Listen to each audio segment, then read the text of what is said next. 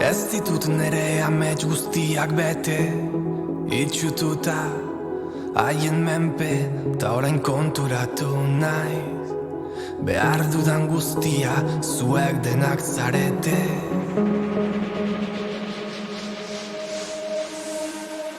Haur ausarta zen Amaia Aizko, eta gaztetan egindako bidaiaek moldatu zuten bere mundua begiratzeko ikuspuntua. Abokatutzaren bidez, euskal presoen ahots bihurtu zen, tortura eta errepresioak salatuz. Altsasuko auzia bere gogorrena dela dioen arren, buruan gordetzen ditu une goxoak, elkartasuna, herriaren babesa eta proiektu politikoarekiko atxikimendua. Bere lanarekin gauza asko lor ditzakela dio, eta gauza asko lortu direla ere bai. Iruñeko Aldezarreko alaba da Amaia Aizko, eta Aldezarrera itzultzen da, bihartzen baitituan sinesteko gauza asko, eta borrokatzeko ere bai. Ama eta aita Aldezarrekoak ziren, baina eskondu zirenean joan ziren bizitza Barainainera. Denok garai hartan gazte guztiek egiten zuten moduan, ez? Jaio nintzen Barainainen. Baina urtebete ez nuela izango, hurbildu ginen Donibanera, ez? Eta hurbilpen bat izan zen, ze ja Aldezarreko bidean geunden, ez? Eta orduan oso txikitan Aldezarrera joan nintzen, eta hor bizi, hazitu, militatu dena egin dut ja Aldezarrean, ez?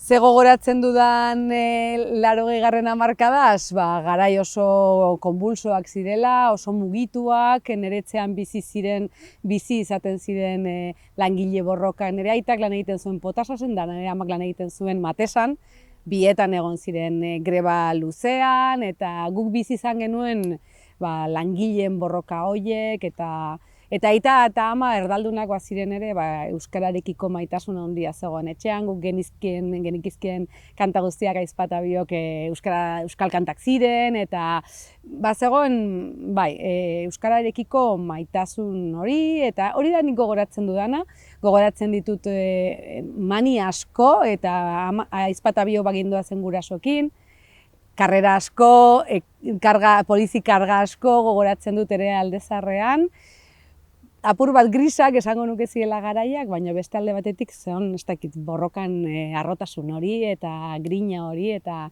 polita.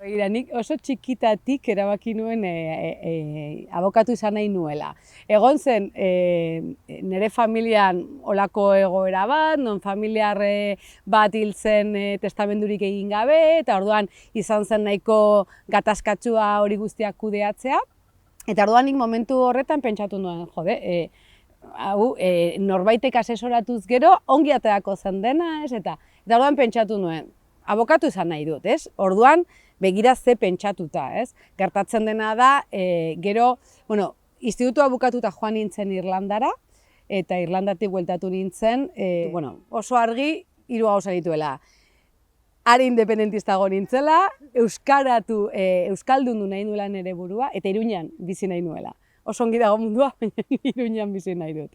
Eta orduan hasi nintzen ere militatzen, ez? Eta orduan hasi nintzen ja, euskal presoekin kontaktua izaten, mundu horrekin, eta orduan nire abokatua izateko gogoa bilakatu zen presoekin lan egiteko, alor horretan ere presoekin lan egiteko gogoa. Baina hasierako erabakia izan zen txikitako erabakia, gatazka familiar baten ondorioz. Oso argi izan dut beti abokatu izan nahi nuela, onerako edo txarrerako.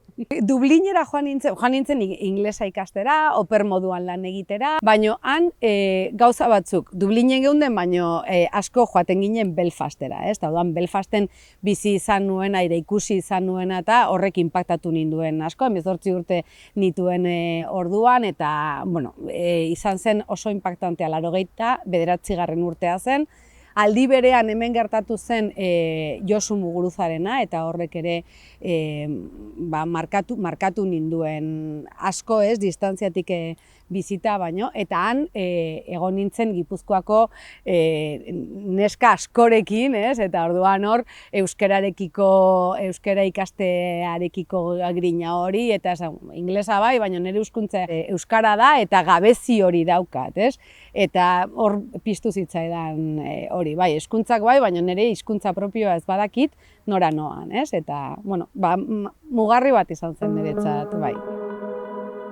97an hasieran lurrartu nuen Auzitegi Nazionalean, ez? Eta hor bizitzen zen guztia, ez? Excepzionalidad, gogortasuna, aldaketa, hemen oraindik ez zegoen edifizioa, orduan orain parlamentuan dagoen tokian zegoen auzitegia, eta hor aritua nintzen ja zerbait auzietan eta han somatu nuena eta Auzitegi Nazionalean somatu nuena guztiz desberdina zen, giroa, gogortasuna, eta gero ezagutu nuen oso azkar atxilotuekiko tratua, ez? Eta orduan auziak baino ibilbide honetan gehien inpaktatu nahuena izan da tortura inongo zalantzarik gabe. Entzun ditudan testigantzak, ikusi ditudan zantzuak, ikusi ditudan egoerak, inkomunikazioa beraia esaten zigutenean jende atxilotuta zegoela eta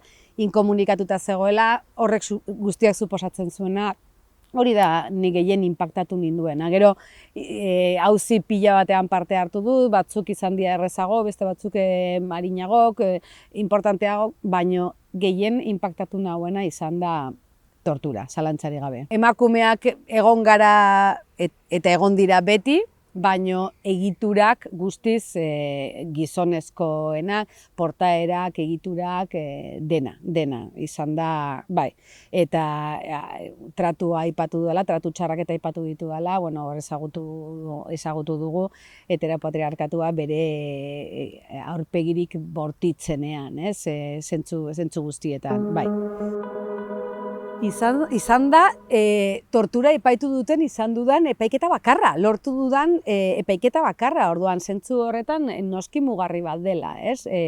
Zalantzari gabe, eta hor mugarria izan zen, hasieran gertatutakoarengatik, Igor Porturi eragindako zauriak hain izan ziren larriak, zen ezin izan zutenik hemendik Madrilera eraman. Eta orduan esku hartu zuen hemengo Donostiako forenseak, Donostiako epaitegiak, eta horiek ikusi zuten Auzitegi Nazionalean ikusi nahi ez zutena, hor tratu txarrak bazeudela. Horre markatu zuen aldea eta horrek albideratu zuen epaiketara ailegatu ahal izatea. Eta epaiketa izan zen alde batetik oso hasegarria ez nuke esango, baino holako azkenean lortzea tortura auzi batera eramatea izan zen oso garrantzitsua niretzat, baino aldi berean izan zen oso epaiketa gogorra. Guardia Zibilak lortu zuelako antzestea jazarpen itogarri bat. Hor bageunden Igor eta Matxinen bina familiar, eta ni abokatu moduan eta beste abokatu bat lagundu zidana. Eta gainontzeko guztiak publiko osoan, toki guztietan ziren Guardia Zibilak, ez? Orduan, sartzen ginenean, egiten ziguten pasillo batetik, nabaritzen zen tensioa, presioa, jazarpena eta gorrotoa, ez? Ikaragarria zen. Oso importantea izan zen sententzia, azkenean lortu genuelako zigor txikiak baziren ere torturarengatiko zigorrak, eta gero Tribunal Gorenak egin zuena, izan zen niretzako palo oso handia. Utzi ninduen oso frustratua, pentsatuz tortura ezin izango dugu inoiz argitu tribunaletan, ez? Gero etorri zen Estrasburgokoa, zorionez, eta horrek argi apurtxo bat jarri zion asuntoari. Baina Gorenekoak nik gogoratzen dut, inoiz bizi izan dudan frustraziorik handiena izan zela, ez? Ikustea nola Gorena kapaza zen tortura estaltzeko, buelta emateko baita bere doktrinari ere, eta urteetan zehar ibatzitako hildoari nola ematen zion buelta tortura estaltzeko, izan zen oso gogorra ikusteko, ez? Abokatu batentzat, pentsatzea, hemen tresna juridiko guztiek ez dute zertarako balio. Hemen estatua erabaki bat dago eta gaindi ezina da hau, ez? Gero landu ditut gauza asko, ez? Momentu batzuk izan dira oso gogorra gaugatzen dut, Bautista Barandaiaren gaixotasuna izan zela oso gogorra, ez? Ikustea ze krudelkeriarekin, ankerkeriarekin tratatzen altziren pertsonak, honek mugitu ninduen asko ikusi nuelako hori, estatu erabaki batek eta zein eta tortura estaltzea eta impunitatean ustea ze nolako losa zen, ez? Eta ze gutxi egiten ahal genuen horren kontra, eta markatu ninduen asko Altsasuk ere. Altsasuk markatu ninduen asko ikusi nuelako ere, ostras, estatuaren makinaria martxan jartzen denean ze birrintzeko kapaza den, ez? Zantzuak banituen, ez nintzen erortzen orduan, ez dakit, pinu batetik, baino izan zen ere impactantea, batez ere nik uste garaiengatik, ja oso, ez dakit nola esan, oso espero ezina zenean edo eta horren duainik egin zutenean, olako, ez, osea, min bat ematea jendeari, bai, horrek ere kostatu zuen.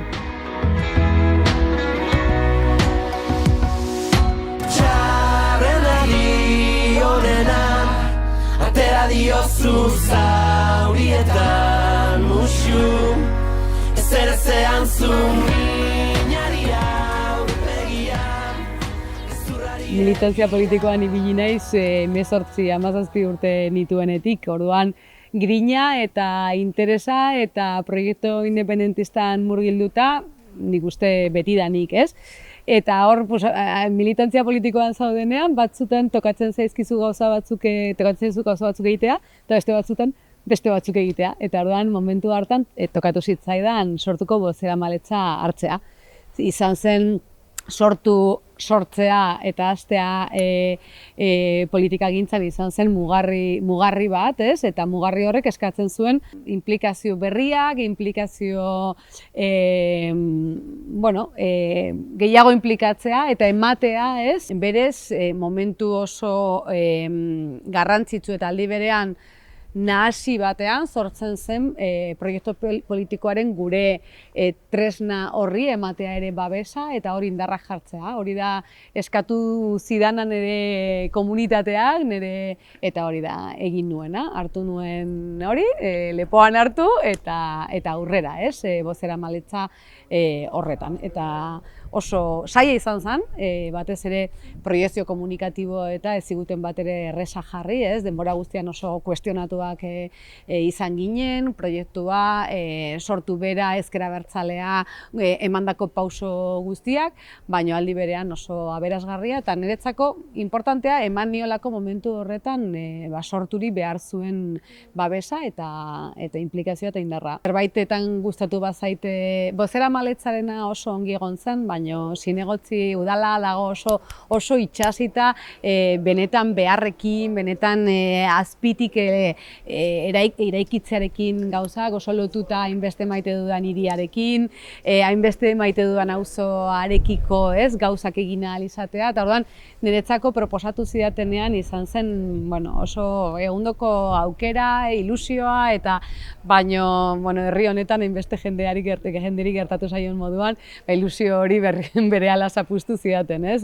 5 urte luzez generamatzan paiketaren zain, eta justo momentu horretan etorri zen, eta, ondorio nagusitako bat, desde logo niretzat izan zen, zinegotzelana utzi behar izan nuela, ez? Horrek gainera sortu zuen oihartzun guztia, modu artifizialean sortu zutena batzuk, nire kezka zen, ze puntutaraino kaltetuko ote zuten hainbeste maite dudan proiektu politikoa. Gero uste dut atzera begiratuta ez zela horrela izan, zen kaltea izan, jendeak ulertu zuen oso ongi, gainera nola joan zen epaiketa, nola aitortu behar izan genuen aurrean jarri zigutena ekiritzeko mundu guztiak espetxea, eta horrek ze ondorio izan zuen udaletxearekiko, ez?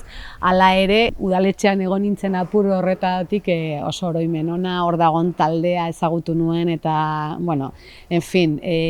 ikusi nuen ze kalidade humanoa, militantea, politikoa, eta orduan, fido naiteke betirako hor daudenekin, ez? Honek zer eman didan, lan egitean nik benetan sinisten dudan proiektu politikoa, giza proiektua, baloreak, eta oso importantea da niretzako, nire bizitzaren bizkarrezurra da. Ateratzen dudana hortik, bi esperientzia horietatik da, behar denean eman behar da gehiago eta gero jakin behar da ere bueltatzen zure lanera, zure normalidadea eta zure eguneroko aktibitate eta praktika politikora. Hori da nik ateratzen dudan importanteena eta betik eratuko naiz, egune horretan lan egin izan dugulako beti intensidadea handiz eta jendearen gertutasuna eta gure komunitatea ezagutzea hortik, perspektiba horietatik ere, hori eramango nukenik. Gure abokatuen kasuan horrela izan zen, egia esan, nik ez nuke esango, ez nuenik espero, esan nahi dut.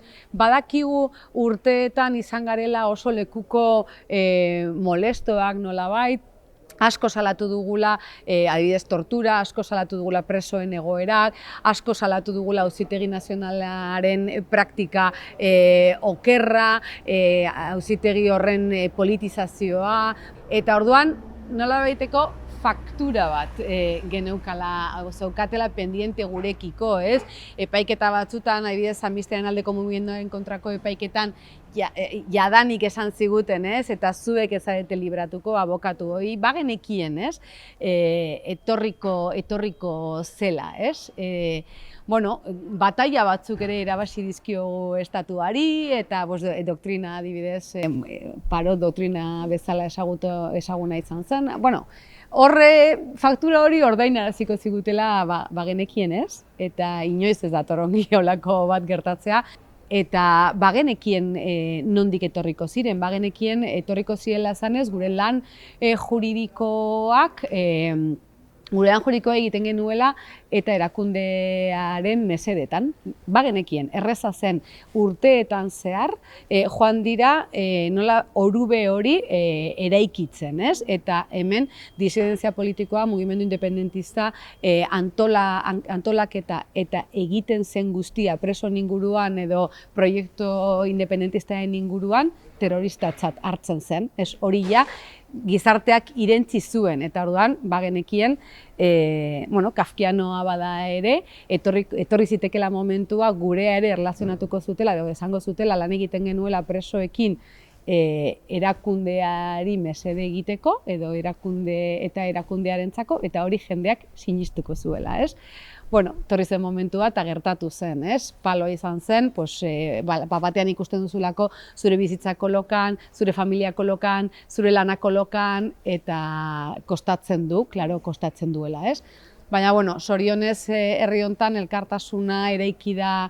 urteetan zehar, elkartasunari izan genuen, egon ginen denbora guztian oso lagunduta, hartutako erabakietan ere oso lagunduta egon ginen, eta garai horretan erabaki genuen lehenetsi behar zela inor gehiagorik barrura ez joatea, bazelako garaia presoak ateratzeko eta ez jende gehiago sartzeko, eta horrela kudeatu genuen, izan genuen aukera libratzeko espetxea, eta erabaki genuen denon beharrez ekiritzea guztiz espetxea eta onartzea aurrean jartzen ziguten hori,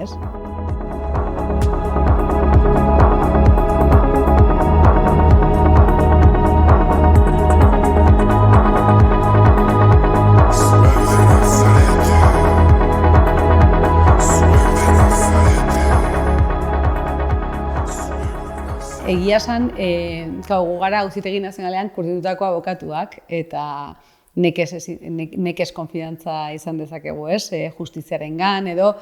Nik uste gure lanean gauza asko lortzen alditugula eta gauza asko lortu ditugula, eta gauza asko landu ditugu eta borrokatu, eta horretarako ez duzu zertan izan konfidantzarik sistema judizialean. Ni sistema judizialean ez du konfidantzarik, ez gustatzen, uste dut ez dela bat ere objektiboa, are gutxiago Auzitegi Nazionalean, baina bertakoa ere ez, uste dut ez dagoela ongi eraikita, ez dut sistema penitenziarioan sinisten, eta hala eta guztiz ere borrokatu daitezke gauza asko eta gauza asko irabazi. 27 urte daramatzat lan honetan, 28 ez ongi ezakit, eta nik garatu dudana izan da itsastakur azala. Hori da nik uste bertuterik handiena, ez? Mantentzea ostasun puntu bat, mantentzea objetibitasuna, ez ustea muturreko egoerek jaten eta hartzea jendeari, sufritzen ari den jendeari, ze gehien bat auzi judizial batean dagoen pertsona sufritzen ariko da, modu batez edo bestez, gehiago edo gutxiago, jartzea pixka bere tokian, ez ustea, eramaten bere dinamikan edo bere zintasunean. Hori da nik uste birtuterik onena. Gero teknikoki izan zaitezke hobea, okerrago lan handia egin behar da. Konfidantza gehiegi izatea gure etxaila da. Lan egin behar da, gauza txikiak edo gauza handiak asko lan egin behar da, asko ikasi, denbora, ordua. Horrela egiten baduzu lan ona egingo duzu, baina nire ustez bertuterik handiena izan behar duzuna da jendearekiko jakin jendearen ondoan, jendearekin kudeatzen egoera latz hauek. Gaztetan irakurri nuen Kafkaren El Procesoa, eta askotan horrekin sentitzen naiz oso identifikatua. Bada, olako laberinto bat, gainera jendeak bat ere ulertzen ez duena, eta eraikita dago jendeak ez ulertzeko, mantentzeko jendearen gandik urrun eta goitik, ez? Eta jendeak ez du deus ulertzen, ez da kapaza ere desenkriptatzeko hor gertatzen ari, denak gertatzen ari zaionean berari, laberintikoa da, askotan oso absurdoa, ez? Eta orduan, jendeari lagundu behar diozu prozesu horretan. Abokatuak ere hortan lagundu behar dio. Lagundu ulertzen, ze gertatzen ari zaion, ze gerta dakioken, zergatik lagundu horretan. Gero lan ona egin, baino laguntza da nire ustez gure zerarik handiena, ez? Orain backstagean nago eta oso ongi nago, oso lasai nago. Askoz ere, esposizioak beti sortzen du estres punto bat, eta orduan hori albo batean ustean etzat izan da, pake apur bat, ez?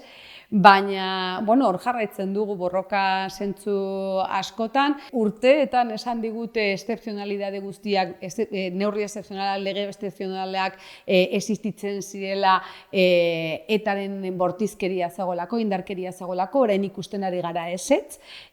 Neurri excepzionalak eta lege excepzionalak jarraitzen dutela. Ez genuen pentsatzen sakabanaketarekin, dispersioarekin bukatzea hainbesteko estatuko zuela, eta hain apostu handia egin beharko zuela euskal gizarteak, betidanik esan atzigutelako ez bukatzen denean indarkeria, eta indarkeria bukatu dira olako neurri excepzionalak, eta ez da egia esan. Bukatu da azkenean, horrek esan nahi du ez ditugula 100.000 kilometroen behar presoak bizitatzeko, baino jarraitzen dugu egundoko lana egin behar izaten espetxetik ateratzeko eta etxerako bidean jartzeko, ez? Egundoko lan juridikoa egiten dugu eta askotan emaitzak oso urriak izaten ari dira. Benetan, excepzionalitatearen eraikuntza legearen aldetik monstruo bat delako, gerrarako prestatu den monstruo bat, eta aldatu denean egoera historikoa desegin ez duten monstrua. Eta orain gainera badago joera bat, nik esango nuke joera ja markatu bat, irekitzeko asunto zaharrak edo itxita zeudenak edo beste pertsona batzuk saiatu. Orduan, hor jarraitzen dugu.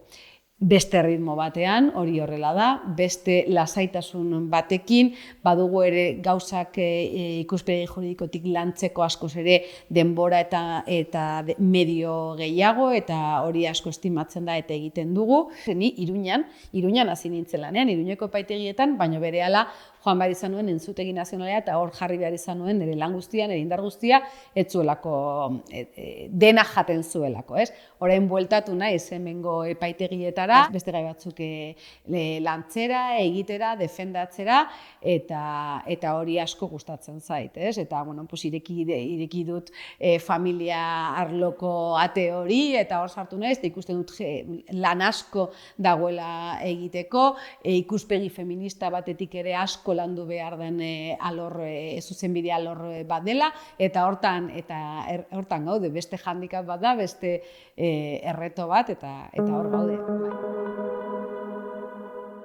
Amalia, zurekin hitz batzuk konpartitzeko eskatu diate, eta orduan hemen nau. Elkarri ezagutzera behartuak izan ginen, eta horregatik egia esan nahiago nuke ez ezagutzea, baina bueno. Horrela izan da, bakarrik, esan egon dudan gauza bakarra, esker horreko hitzak dira, eskerrik asko, egia esan, egindako lan guztiagatik, baita gurasoei emandako babesagatik, eta hori nik uste ez bakarri nire izenean, baizik eta ehundaka eta ehundaka euskal herritarren izenean eskerrak ematizkizuela, azkenean zure lana baino gehiago da, baita, konpromiso politikoa ere bada, eta nik uste kriston papera egin duzula. Hori jarraitu horrela, segi borrokan eta ikusten garen, bale? Baina Maia, izan... Ose majo, tio. Hori askotan galdetzen didate, ez, hauek, aste hauek eta nik askotan esaten dut, ari zarenean zerbait egiten eta ikusten ari zara baloiak pasatzen eta eskibatzen ari bazara, batek inpaktatzen bazaitu, prestatuta zaude, prest zaude. Eta orduan inpaktua ez da horren bestekoa, baina badakigu, kaletik normal baldin bazu, hasta batean, bum, jasotzen baldin baduzu baloikada bat, espero ez duzunean, kriston inpaktua da ez dakizulako ez da ze gertatu zaizun. Hori da hauei gertatu zitzaiena, ez? Bapatean, kriston monstruak harrapatu zituen, jakin gabe, nondik nora, ez? Eta horrek asko impactatzen du. Ezin sinistu, ezin espero, ezin enkajatu, egoera horretan, esan ez baino, ez da posible, eta guk esan, baietz, posible da, gertatzen ari da, gertatuko da, ez? Bueno, izan zen zaila, izan zen intensoa, baina nik uste lortu genuela, bereiekin ere, beren ondoan egon, lagundu ikuspegi humano horretatik ere, eta egiten prozesua bereiekin, uste dut lortu genuela apur bat lehuntzea egoera, ez? Eta bere jakitea egongo zila hor pertsona batzuk borrokatzen eta lan egiten bereien egoera konpontzeko, horrek lagundu ziela, eta nik ere asko ikasi dut bereiekin, beren familiarekin, dinamika guztitik, ezker ona, norabide bikoa da, bai. Ez, mira estu, ezagutzen ez duzuna, maitatu txikitasuna.